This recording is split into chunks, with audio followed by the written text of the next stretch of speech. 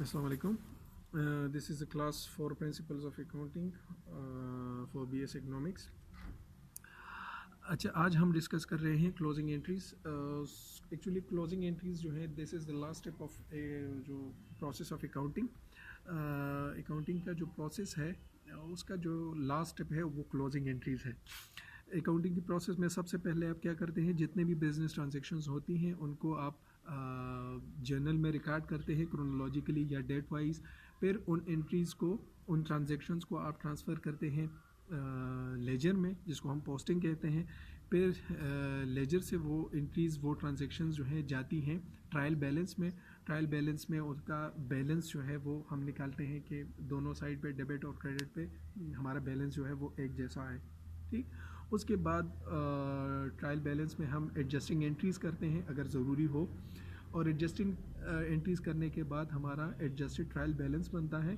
और adjusted trial balance से ही हमारे जो बैलेंसेस होती हैं वो फाइनेंशियल स्टेटमेंट्स में, लाइक बैलेंस शीट और इनकम स्टेटमेंट में जो होता है वहाँ पे जाती हैं. ठीक. फिर जब हमारे फाइनेंशियल स्टेटमेंट्स बन जाती हैं वहाँ पे फिर हम क्लोजिंग एंट्रीज़ करते हैं. मतलब eight the end of financial year, हमारा फाइनेंशियल ईयर जब ख़त्म हो जाता है सो हम वहाँ पे क्लोजिंग एंट्रीज़ करते हैं. फाइनेंशियल ईयर के ख़त्म होने के बाद दो, यहाँ पे जहन में रखें कि दो हमारे फाइनेंशियल मेजर जो फाइनेंशियल स्टेटमेंट्स हैं वो है बैलेंस शीट और इनकम स्टेटमेंट. सही. अब बैलेंस शीट जो है वो आपके बिजनेस की वर्थ को शो करता है. सही. कि आप कितने एसेट ओन करते हैं और ये एसेट जो है कहाँ कहाँ से आपके पास आई हैं, आया या अपने पर्सनल रिसोर्सेज से, या जो जिसको आप ओनर इक्विटी कहते हैं वहाँ से फाइनेंस हुई है या लाइबिलिटी से फाइनेंस हुई है. दूसरा है आपका इनकम स्टेटमेंट, जो आपको एक पीरियड के लिए, वो पीरियड मंथ भी हो सकता है, वो क्वार्टर भी हो सकता है, वो ईयर भी हो सकता है, वो हाफ ऑफ द ईयर या सेमी एनुअल भी हो सकता है. उस पीरियड में आपकी बिज़नेस की प्रॉफिटेबिलिटी या आपकी बिज़नेस का वर्क जो है वो क्या रहा है. ठीक. उसकी परफॉर्मेंस क्या रही है. ठीक. So at the year end, year end से मुराद फाइनेंशियल ईयर. सही. एट द ईयर एंड आप उस इफेक्ट को क्लोज करते हैं कि हर एक फाइनेंशियल ईयर के एंड पे आपकी बिजनेस की पोजीशन जो है, वेदर वो प्रॉफिट अर्न करता है या वेदर वो लॉस में जाता है. ठीक. उसका इफेक्ट आप क्लोज करते हैं. ठीक. और वो इफेक्ट ट्रांसफ़र कर देते हैं कहाँ पे, बैलेंस शीट में. सही. मतलब इनकम स्टेटमेंट जो है हर पीरियड के एंड पे वो क्या हो जाएगा, उसका बैलेंस नेक्स्ट ईयर तक नहीं जाएगा. सही. लाइक इनकम स्टेटमेंट में मेजर जो है जो कैटेगरीज हैं, एक होता है रेवेन्यू और उसके अगेंस्ट एक्सपेंसेस होती हैं. रेवेन्यू से आप एक्सपेंसेस जो हैं माइनस करते हैं और आपका नेट इनकम निकलता है. सही. सो नेक्स्ट ईयर ट्रांसफ़र करने से मुराद के दिस ईयर, इस साल की रेवेन्यू आपके नेक्स्ट ईयर तक ट्रांसफ़र नहीं होगी, या इस साल के एक्सपेंसेस आपके नेक्स्ट कमिंग ईयर को ट्रांसफ़र नहीं होंगी. ठीक. इस साल का बैलेंस आपके दूसरे साल के बैलेंस तक नहीं जाएगा. सही. इसका असर जो है सिर्फ करंट अकाउंटिंग पीरियड के लिए होगा. और इसका बेस क्या है, इसका बेस एक्चुअली जो अकाउंटिंग का मेन प्रिंसिपल है, मैचिंग प्रिंसिपल और रेवेन्यू रिकग्निशन प्रिंसिपल. इसके जो मेन क्रस्ट जो है वही है. अच्छा, जो मैचिंग प्रिंसिपल आपका कहता है कि आपने एक्सपेंसेस वही रिकॉर्ड करनी है. ठीक.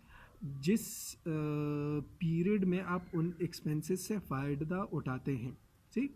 सो अगर आप जनवरी से लेकर दिसंबर तक आपका फाइनेंशियल ईयर है सपोज़.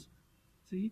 सो आपने वही एक्सपेंसेस रिकॉर्ड करनी है जो इस साल अगर होंगी, और इसके अगेंस्ट वही रेवेन्यू लिखना है. ठीक. सो आप 2011 की रेवेन्यू को 2012 में नहीं लिख सकते, 2011 की एक्सपेंसेस को 2012 में नहीं लिख सकते.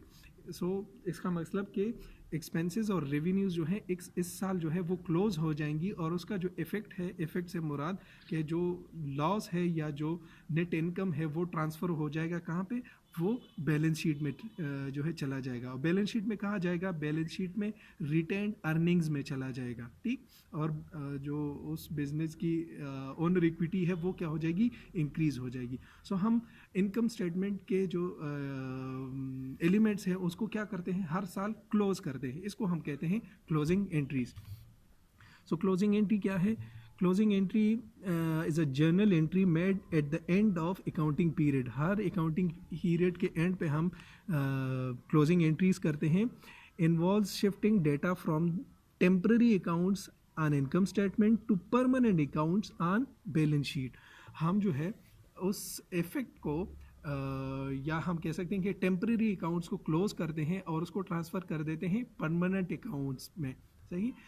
यहाँ पे टेम्पररी अकाउंट से मुराद की इनकम स्टेटमेंट के जितने भी आइटम्स हैं, सही, उनमें जितने भी एक्सपेंसेस हैं और जितने भी रेवेन्यूज़ हैं, उन सारों को हम कहते हैं टेम्पररी अकाउंट। टेम्पररी से मुराद कि ये हर साल क्लोज हो जाएंगी। क्लोज से मुराद कि इसका balance eight the end of financial year zero हो जाएगा। सही। और वो बैलेंस या उसका जो नेट इफेक्ट है वो कहाँ पे चला जाएगा? बैलेंस शीट में। सही। और बैलेंस शीट के जितने भी आइटम्स हैं, विदर एसेट्स, लाइबिलिटीज़ हैं, ऑनर इक्विटीज़ हैं, इनको हम क्या कहते हैं? इनको हम परमानेंट अकाउंट कहते हैं। सही। सो वो इनकम स्टेटमेंट से वो चला जाएगा कहाँ पे? बैलेंस शीट में। सही। The closing entry is the final step of the accounting cycle. ये अकाउंटिंग साइकिल का फाइनल स्टेप है। सो दो तरह के हमारे पास मेन अकाउंट्स होते हैं, इस तरह पहले हमने डिफिनीशन में पढ़ा, permanent accounts and temporary accounts. Permanent accounts को हम रियल अकाउंट भी कहते हैं और टेम्परेरी अकाउंट को हम नॉमिनल अकाउंट भी कहते हैं। सही। परमानेंट अकाउंट में हमारे पास जो बैलेंस शीट के आइटम्स हैं, सही, बैलेंस शीट के जितने भी हेड्स हैं उनको हम कहते हैं रियल अकाउंट्स। बैलेंस शीट में क्या क्या होता है? बैलेंस शीट में फर्स्ट एंड फॉरमोस्ट हमारे पास एसेट्स होते हैं, लाइबिलिटीज़ होती हैं और ऑनर इक्विटी होती हैं। ठीक। सो इनको हम कहते हैं परमानेंट अकाउंट्स और रियल अकाउंट्स। सही। इनको हम क्लोज नहीं करते। सही। इनको क्लोज न करने का मुराद क्या है कि इसके बैलेंस जो है वो नेक्स्ट ईयर ट्रांसफ़र हो जाएंगे। नेट कैश बैलेंस जो है 2011 का, उसका बैलेंस ट्रांसफ़र हो जाएगा 2012 में। ठीक।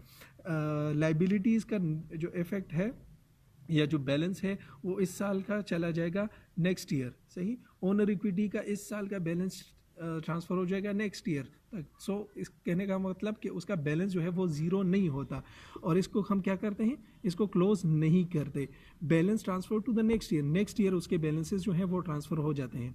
जबकि जो नॉमिनल अकाउंट्स होते हैं, नॉमिनल अकाउंट्स कौन से हैं? इनकम स्टेटमेंट के जो अकाउंट्स हैं, इनकम स्टेटमेंट में दो जो है इंपॉर्टेंट हेड्स होते हैं, रेवेन्यूज़ होती हैं और एक्सपेंसेस होती हैं। सही। सो इनको हम क्या करते हैं? Close eight the end of accounting period.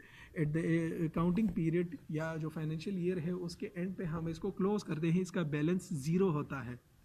Revenue का बैलेंस नेक्स्ट ईयर तक नहीं जाता, उसका इफेक्ट जो है वो जाता है, लेकिन वो इनकम स्टेटमेंट में नहीं जाता, वो बैलेंस शीट में चला जाता है। ठीक। Both of these accounts are closed transferred to another account called the income summary account. इन दोनों के जो बैलेंसेस हैं, रेवेन्यू का बैलेंस और एक्सपेंसेस का बैलेंस, वो चला जाता है जब हम क्लोजिंग एंट्री करते हैं, वो इनकम समरी में चला जाता है और इनकम समरी से फिर वो जाके रिटेन अर्निंग्स में चला जाता है। और रिटेन अर्निंग किसका पार्ट है? रिटेन अर्निंग पार्ट है बैलेंस शीट का। ठीक। अच्छा, किस तरीके से हम ये करेंगे क्लोजिंग एंट्रीज? हम करेंगे किस तरीके से? सो ये इसका रिकॉर्ड करने का तरीका वही जिस तरह हम जर्नल की एंट्रीज करते हैं वही इसका तरीका है, मेथड है। लेकिन इसमें से एक ट्रिक जो है एक आपके जहन में होना चाहिए। वो ट्रिक क्या है? To close an account, debit what is been credited in the trial balance and credit what is been debited in the trial balance. कहने का मकसद कि ट्रायल बैलेंस में दो कॉलम्स होती हैं, एक डेबिट होता है, एक क्रेडिट होता है। सो जो एंट्रीज आपने क्लोज करनी है, सही, जो एंट्रीज आपने क्लोज करनी है, और एंट्रीज को कौन सी आपने क्लोज करनी है? इनकम स्टेटमेंट की एंट्रीज जो है आपने क्लोज करनी है, रेवेन्यू की एंट्री और एक्सपेंसेस की एंट्री वो आपने क्लोज करनी है। सो जब आप उसको क्लोज करेंगे, उसका क्लोज करने का तरीका क्या होगा कि जो चीज़ें डेबिट में होंगी, सो क्लोज करने के बाद वो क्या हो जाएंगी? क्रेडिट में चली जाएंगी, और जो एंट्रीज क्रेडिट में है क्लोज करने के बाद वो डेबिट में चली जाएंगी। सो उलट करना होगा। ठीक। किस तरीके से हम करेंगे? अगर हम रेवेन्यू अकाउंट को क्लोज करना चाहते हैं, सही, रेवेन्यू अकाउंट को क्लोज करना चाहते हैं, सो क्या होगा? रेवेन्यू लिखते हम क्रेडिट में है, लेकिन वो क्या हो जाएगा? डेबिट हो जाएगा। नॉर्मली हम रेवेन्यू जो है रिकॉर्ड उसको क्रेडिट में करते हैं, लेकिन वो क्या हो जाएगा? डेबिट हो जाएगा। और क्रेडिट क्या चीज़ हो जाएगी? वो इनकम समरी अकाउंट जो है वो क्रेडिट हो जाएगी। ठीक। दूसरा एक्सपेंसेस। सो एक्सपेंसेस नॉर्मली हम जो है उसको क्रेडिट में डेबिट में रिकॉर्ड करते हैं, सही। एक्सपेंसेस को नॉर्मली हम डेबिट में रिकॉर्ड करते हैं, लेकिन क्लोज करने की बुनियाद पे वो क्या हो जाएंगी, एक्सपेंसेस क्रेडिट हो जाएंगी और इनकम समरी जो है वो क्या हो जाएगी, वो डेबिट हो जाएगी, सही। तीसरा स्टेप फिर क्या होगा, तीसरा स्टेप जब आपने रेवेन्यू को भी इनकम समरी में डाल दिया और एक्सपेंसेस को भी इनकम समरी में डाल दिया, फिर क्या होगा, close income summary into retained earnings. फिर उस इनकम समरी को भी हम क्या कर देंगे, रिटेन अर्निंग में क्लोज कर देंगे, ठीक। सो इनकम समरी को हम डेबिट करेंगे और जो रिटेन अर्निंग्स है उसको हम क्रेडिट करेंगे, ठीक। फाइनल स्टेप पर क्या होगा, फाइनल स्टेप ये होगा कि इफ़ यहाँ पे इफ़ लिखा गया है क्योंकि ज़रूरी नहीं है कि हर दफ़ा डिविडेंड्स हों आपके इनकम स्टेटमेंट में। अगर इनकम स्टेटमेंट में डिविडेंड है तो उसको भी क्लोज करना होगा। किस तरीके से करना होगा, if dividends are paid out, अगर इनकम स्टेटमेंट में डिविडेंड मौजूद है या डिविडेंड दिए गए हैं, सो उसके साथ क्या होगा, the balance is transferred from dividend to retained earnings. उस डिविडेंड को भी रिटेन अर्निंग्स में हम शामिल कर देंगे, ठीक। और फिर क्या होगा, रिटेन अर्निंग्स जो है वो डेबिट हो जाएंगी और डिविडेंड जो है वो क्या हो जाएगा, क्रेडिट हो जाएगा। वन बाय वन इसको हम समझते हैं इस एग्जांपल के लिहाज से। सपोज आपके पास जो है जिस तरह मैंने कहा कि इनकम समरी अकाउंट्स को हम क्लोज करते हैं, बैलेंस शीट के अकाउंट्स को हम क्लोज नहीं करते। सो इनकम स्टेटमेंट में मेनली हमारे पास क्या होती हैं, सबसे पहले हमारे पास रेवेन्यूज़ होती हैं और रेवेन्यूज़ के बाद हमारे एक्सपेंसेस होती हैं। सो यहाँ टू मेक इट सिंपल मैंने सिर्फ 3 एक्सपेंसेस ली हैं, बहुत इससे ज़्यादा भी हो सकती हैं, ठीक। सो सपोज़ हमारे पास रेवेन्यू है $750 की, हमारे पास रेवेन्यू है जिसका क्रेडिट बैलेंस है, सही, जो रेड में लिखा गया है फ़िलहाल आप इसको इग्नोर करें, ठीक। रेवेन्यू है, ये टी बैलेंस है जो कि ट्रायल बैलेंस का फॉर्म होता है, जैसे उसको एक सिंपल फॉर्म में लाने के लिए मैंने यहाँ पे सिंप्लीफाइड फॉर्म में लिखा हुआ है। रेवेन्यू है, उसका क्रेडिट बैलेंस है 750, ठीक।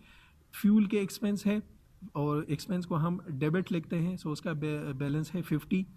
डिप्रिसिएशन एक्सपेंस है, उसका भी $50 है, डेबिट में हमने लिखा हुआ है। सैलरीज हमने दी हैं 250 की, वो भी हमने डेबिट में लिखी हैं, ठीक। और हमने डिविडेंड्स भी दिए हैं जो कि हमने डेबिट में लिखे हैं, ठीक। सो ये हमारे इनकम स्टेटमेंट के आइटम्स हैं, revenue, fuel expense, depreciation expense, salaries expense and dividends, सही। अब इसको क्लोज करने का तरीका क्या है, सबसे पहले हमने यहाँ पे कहा था कि to close the revenue account into income summary, सही। हम क्या करेंगे, रेवेन्यू को डेबिट करेंगे और इनकम समरी को क्या करेंगे, क्रेडिट करेंगे, ठीक।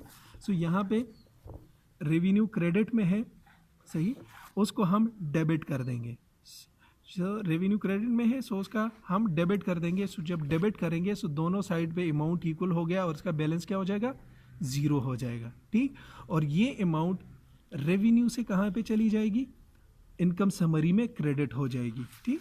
सो ये जो हमने यहाँ पे लिखा था कि इनकम समरी क्रेडिट हो जाएगी और रेवेन्यू डेबिट हो जाएगी।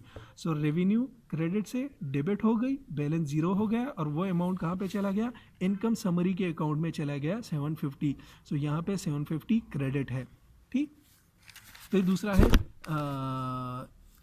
एक्सपेंस का अकाउंट। सो यहाँ पे हमने फ्यूल एक्सपेंस का लिखा है कि लेट से हमारे पास फ्यूल का खर्चा हुआ है 50 और नॉर्मली उसका बैलेंस जो है वो डेबिट होता है। अब हम इसको क्लोज करने वाले हैं। क्लोज करने के लिए हम क्या करते हैं, जहाँ जो हमने यहाँ पे लिखा था कि to close the expense account, जो भी एक्सपेंस अकाउंट हो, सही, ज़रूरी नहीं कि यहाँ पे मैंने फ्यूल का लिया, डिप्रिसिएशन का लिखा है। सो जितने भी इनकम स्टेटमेंट में एक्सपेंसेस के अकाउंट्स हैं उसके क्लोज करने का तरीका क्या है कि हमने एक्सपेंस को क्रेडिट करना है, सही।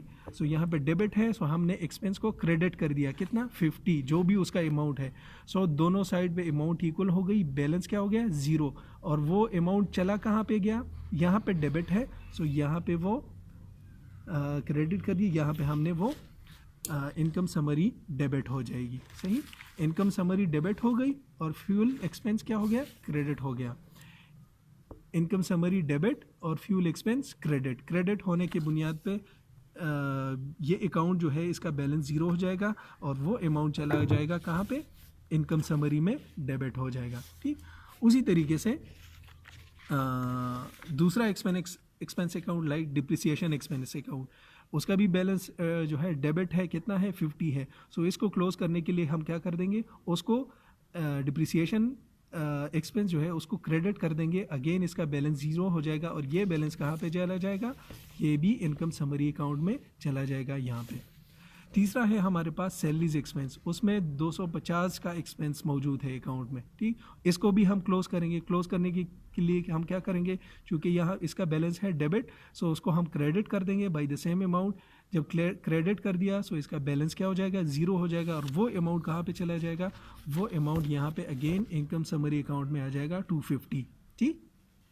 सो अब इनकम समरी में एक साइड पे है आपकी रेवेन्यू और दूसरे साइड पे है आपके एक्सपेंसेस। सो रेवेन्यू को आप एक्सपेंसेस के साथ मैच कर देंगे, ठीक, रेवेन्यू को एक्सपेंसेस के साथ मैच कर देंगे। सो इसका बैलेंस क्या हो जाएगा 400, सही 400। सो 400 क्या है, 750 जो है वो 400 ज़्यादा है आपके एक्सपेंसेस से। सो इसका मतलब कि 400 आपका क्या है, नेट इनकम हो गया, ठीक।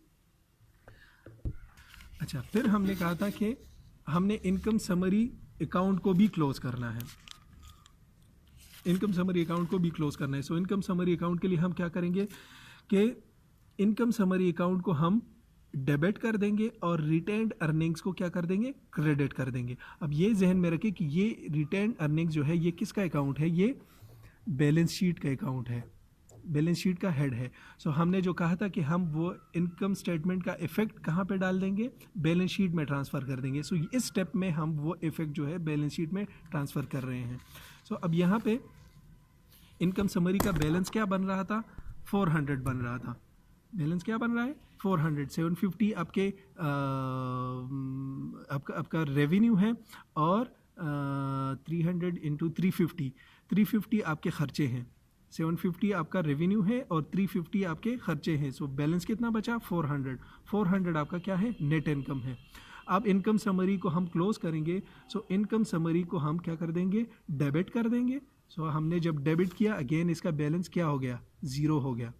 इनकम समरी को हमने डेबिट किया और वो 400 कहाँ पे चला गया, वो रिटेन अर्निंग्स में आ गया, ठीक, रिटेन अर्निंग्स में आ गया, सही।